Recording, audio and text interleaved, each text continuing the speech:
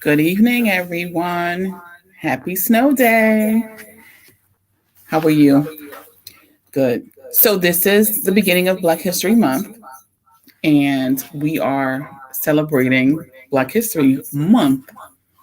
I say that with a smile because I think it's kind of hilarious that we celebrate just 1 month the contributions of Black Americans over the many, many years. Anyway, so I am unapologetically Black today. Yay. Digging my shirt. I'm trying to figure out this volume. I want to make sure that you all are hearing me. So if you can hear me, I hope you can. I'm trying to figure out this volume. I want to make sure that you all are hearing me. So let me turn it down. Bear with me a second. Feedback. Turn it down. Bear with me a second.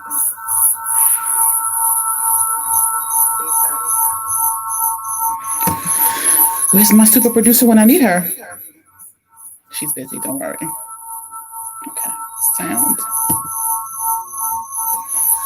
Where's my super producer when I need her? She's busy, don't worry. Okay, how's that? There's still some feedback. I'm not sure why we're getting feedback. Okay. At any rate, welcome. Thanks for joining me. We're not going to be here too long this evening. I wanted to just catch you up on some of the bills that I was following in the State House. They are back in session, and we're going to see what they're going to do. But before we do any of that, I wanted to just introduce you to a new venture that is taking place. It's a new Cupcake Shop, and I had the pleasure of actually getting my order. I think we went and got picked up on Tuesday. They were delicious, and I picked them up from the Silent J Bakery. The Silent J Bakery is awesome, and the cupcakes were delicious. So just if you get a chance, visit their website at Silent J Bakery and go get you some cupcakes for Valentine's Day, for the birthday, for whatever occasion you might have, and you have a sweet tooth. I want you to consider Silent J Bakery. They deliver to the greater Newark area for a small fee, or you can arrange for pickup. They're also on Instagram, Silent J Bakery, Facebook, Silent J Bakery. But please visit the website so you can get more information about the bakery. Congratulations to Naija, the Silent J Bakery chef. I wish you all my best, sweetie. This is awesome. So let's get down to business. Let's see. There was one bill that I was following at the State House, and I wanted to just make sure that I followed up on it. Like I said to you before, some of the bills, they'll go and they'll die in committee, but then you're like, okay, so what happened to that bill? Because it was introduced, it went to a subcommittee, and it never showed back up. Well, there's some stuff that needs to be revisited. And if you want to see something, then you have to talk to your legislator about that. So one of the things that we talked about last week was the bill which prohibits the use of education, occupation, or home ownership. That was introduced in the Senate. It was introduced in the Assembly also, but now it went on the 29th of January this year. It was received in the Assembly. So that's a good thing. That means that it passed through the Senate. But here's what I find funny. This bill, and it's, in all fairness, they're going to prohibit insurance companies from considering your education, your occupation, whether you own a home or not, what your marital status is, and your credit, so that they won't put that against your automobile insurance, right? And I'm going to tell you this.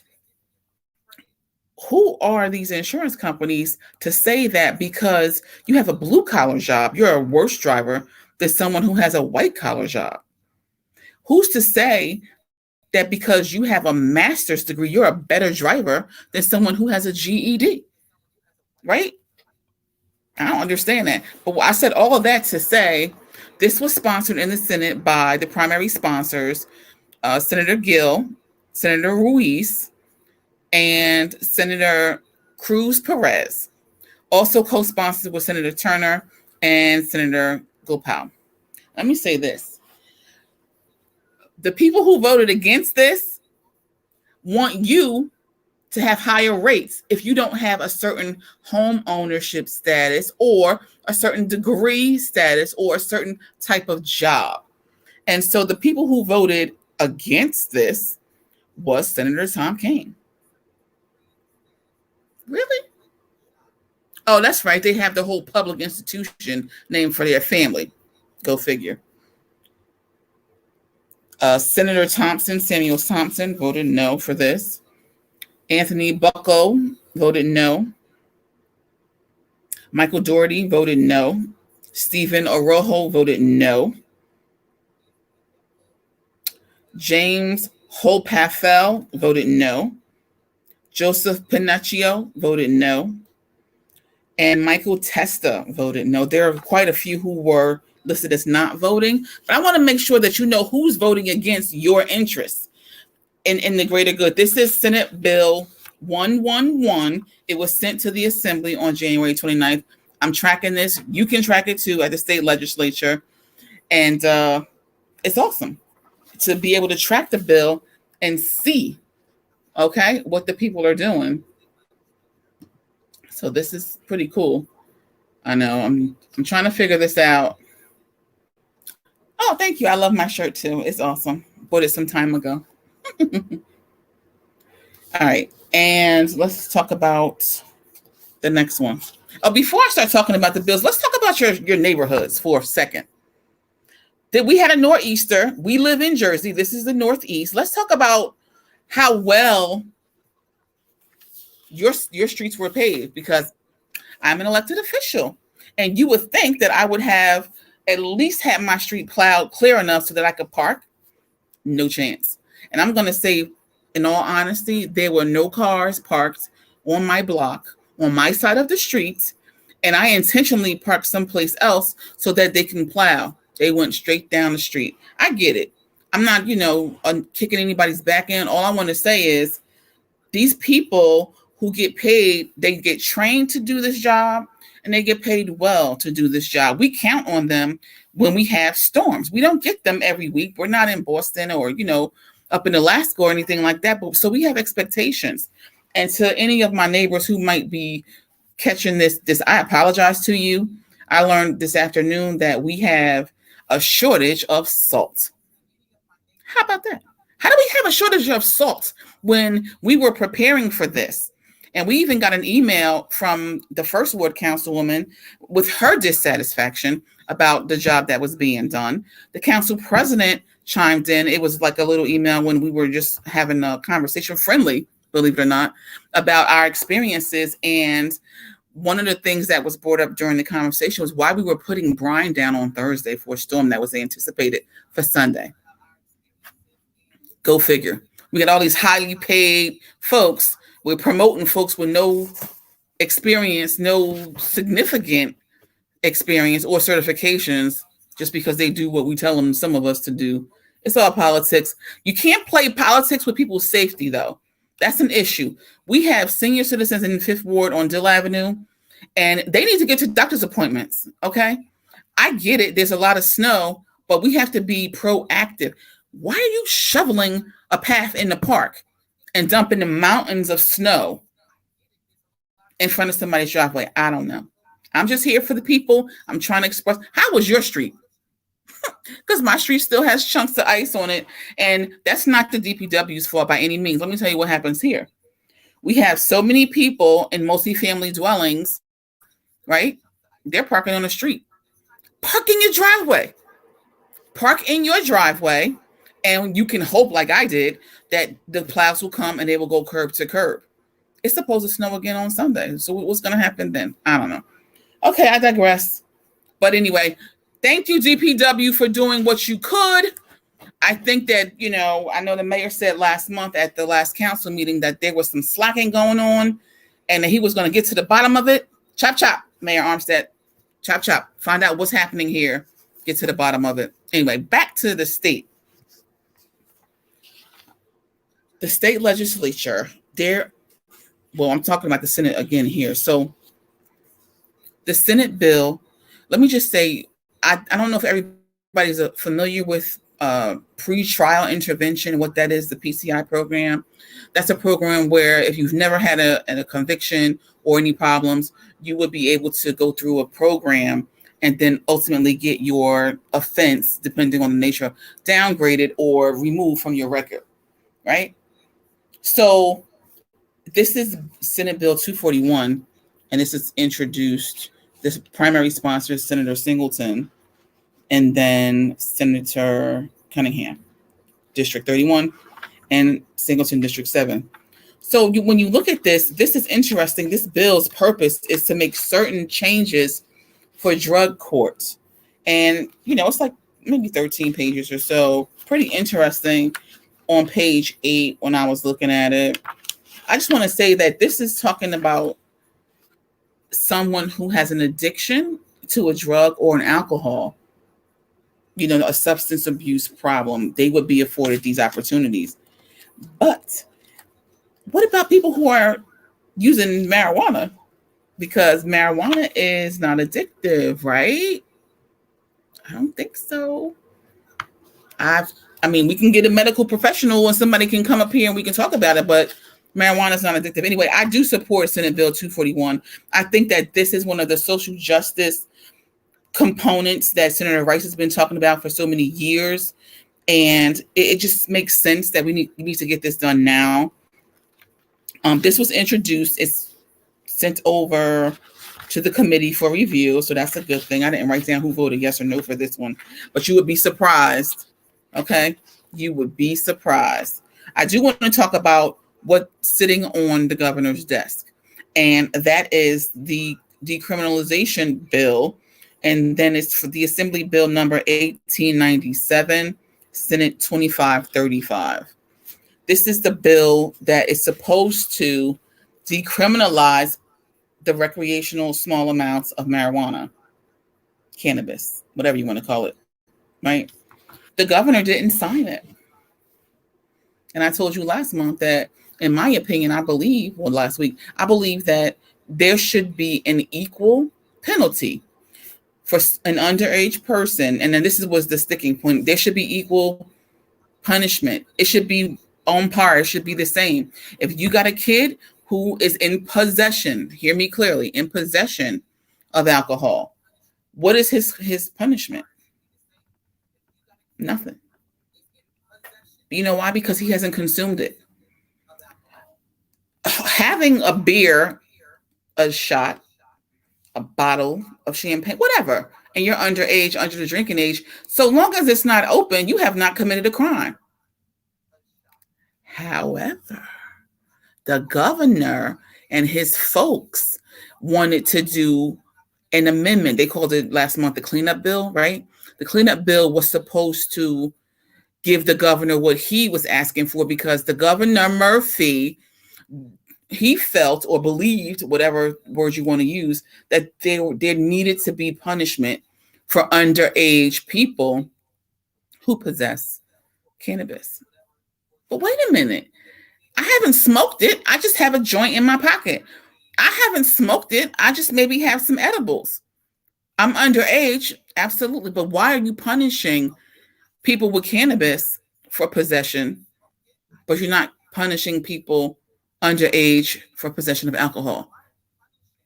You know why? Because they don't have a clue. They're not getting it. Get it together already. State of New Jersey, I don't know. Anyway, so let's talk about what this bill, Senate Bill 241, is doing. I just want you to be clear. And there's a lot of reading here, but if you want to know what your legislatures are doing in Trenton, you need to, if you can't watch the meetings, which I'm so grateful that they are online now, you can watch them archived and everything. So in this bill on page 8, to order a period of incarceration in lieu of permanent revocation pursuant to the subsection, the court shall consider the recommendations of a treatment provider with respect to the likelihood that such confinement would serve to motivate the person to make satisfactory progress in treatment once special probation is reinstated. So in a nutshell, the drug court would change, and it would include the whole marijuana business as part of the PTI process, where before it wasn't allowed. It was it was a illegal substance. Now it's not. But wait, yes it is, because the governor has not signed off on it. What now? What next? Anyway, so now let's talk about that again. Why hasn't the governor signed it? A21. The last action taken on that was December 17th of 2020. Let's go. Why isn't it decriminalized yet? You know why? Because they had no intentions on doing this. And the Cannabis Commission is still, as of last week, still not appointed. Meanwhile, you're taking and you're allocating $160,000 for the director's salary, and you're not telling the folks now what the plan is for the fee schedule. Is it going to be like astronomical, like a liquor license? What is the fee going to be for somebody to be a retailer? What is the fee going to be for someone who wants to be a delivery service, right? An authorized service. What about a handler? You're telling everybody you have to have a handler's license or certificate to even work in a store. Even if you're underage, you can still work in the store, which is hilarious, because if you're underage in New Jersey, you can't sell a pack of cigarettes. See how this works? Anyway, Trenton is a hot mess. I'm not going to spend too much more time on that. Just know, don't go get your blunt and puff on. Be careful, because cannabis is still illegal, people.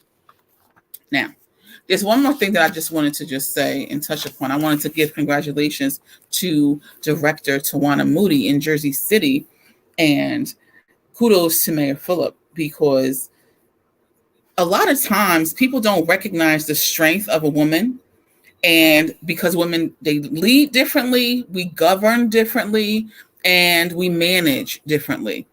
You know, a woman has that nurturing, and we think a little differently than men do. So then how come men are always in the top positions?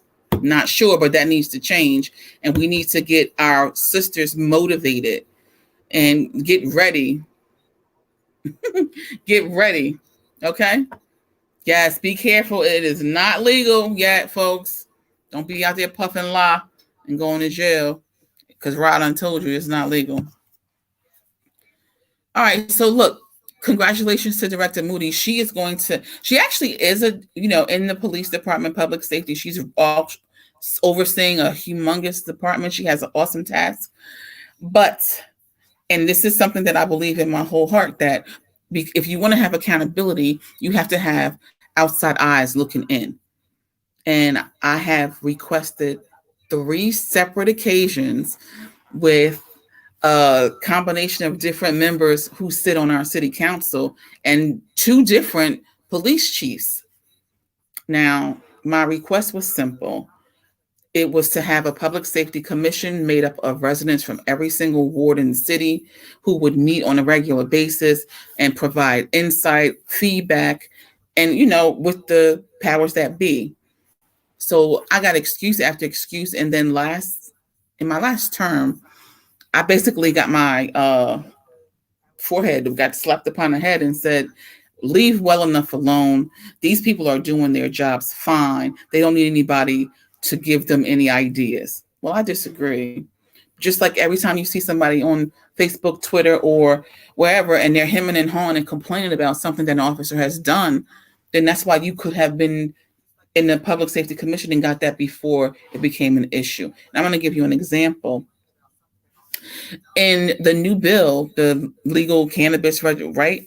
They're earmarking training, and they're going to make sure that they have these drug recognition expert officers, right?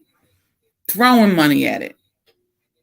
So why aren't we throwing the same dollars at crisis intervention, right? These would be the officers who have that training, and they can go to the site. See, this is what I'm saying. If you had somebody who wasn't in the business and who had a different, view of an issue, you might be able to do a little bit better for your community. I'm just saying, just like on the committees, and I can't not say this here in the city of Linden, I am on two committees, probably I think one committee, and the committee has never met ever since I've been on council. I've been here 12 years now. So when the rules were changed and the Super Six made the council president pick, they pick who they want to put on the committees. The committees don't meet. They don't report half of the time what they're doing, if they're doing anything. But you suddenly start to see all these new rules come into place. And that's because there's groupthink. They all are going to yes themselves to death based on what their instructions are, rather than having dialogue amongst the committee, a diverse committee of people with different skill sets, different ideas, and different experiences. I mean, whatever. It is what it is. And guess who suffers at the end of the day? The residents. So whatever. Congratulations, Director Moody. Awesome job. Makes me want to move back to North Jersey. Joking. I love my city that I live in. And that's why I'm always here fighting for the city of Linden and the residents. I don't have anything else that I really want to talk about. Just make sure that you are checking the archive minutes of your state house and what they're talking about. And I am still looking and following one of the assembly bills. And this was the one that I'm really wholeheartedly supporting. This is the Assembly Bill 163. And there hasn't been any new action on this, but I'm excited because it eliminates the prohibition against purchasing more than one handgun in a calendar month. The Second Amendment is your right. It's everybody's right. Don't get it mixed up. You run around and you hear there's a shortage of ammunition, but who's buying it? How many firearms do you have? Are you protecting yourself? Are you using it for sport? Are you hunting? Right? Like I told you before, guns don't kill people. People kill people. And the legal gun owners are not the ones out here in the streets. And that's a whole other topic where I can talk about if everybody had the permission to openly carry, there would be a far less amount of crime. That's just my opinion. Just saying. So, celebrate Black History with me on the 24th of February because we have an essay contest. And this is something that I have been doing since I've been elected. And I'm proud of that because when I got elected as the first woman to ever sit on the city council, a Black American woman, there weren't any programs that were citywide that acknowledged and celebrated the ancestors, right? I'm not talking about just slaves. I'm talking about Black folks who speak Spanish even, who are Americans and have contributed greatly to our society. And we will be celebrating this year. Our honoree is going to be the Honorable Chief Justice of the City of Linden, Cassandra Corbett. And she's going to get her recognition and give us some words of wisdom. She's an inspiration to Black Americans everywhere. And she serves in our city as our chief judge. And she's an awesome person. So tune in for that. We also will have the annual essay contest, which is sponsored by the Rashana Cosby Civic Association. We give cash prizes, and we have been for the past 5 years. And it's awesome. So I'm looking forward to reading. This year's theme is When the Going Gets Tough, the Tough Get Going. And the youngsters would be in middle school or high school. They can submit their essays through email to my council email no later than the 17th. And that's rcosby@linden-nj.org. Give me a call if you want to talk about anything special.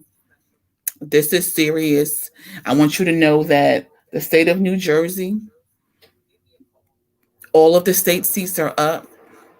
And it depends on if your city is a primary or not, but be clear, the state of New Jersey, all of the seats are available. Run to win. Why not? Right?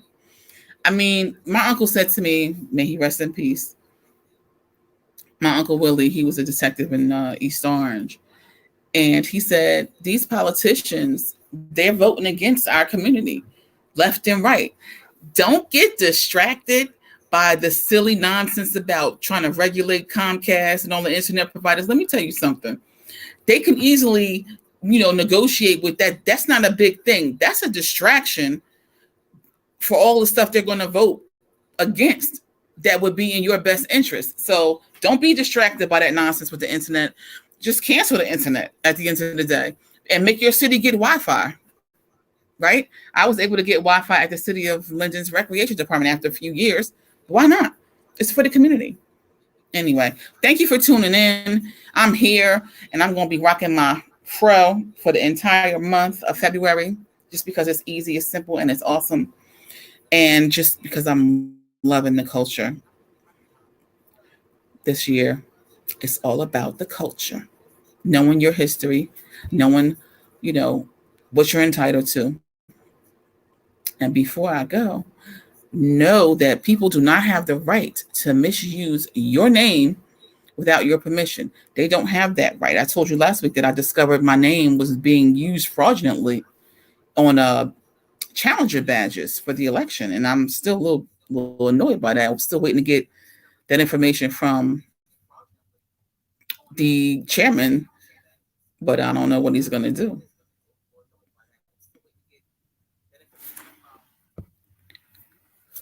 Anyway, yeah, we had a lot of folks' names being used, and it's over now. So thanks for tuning in, and tune in next Thursday at 7 o'clock.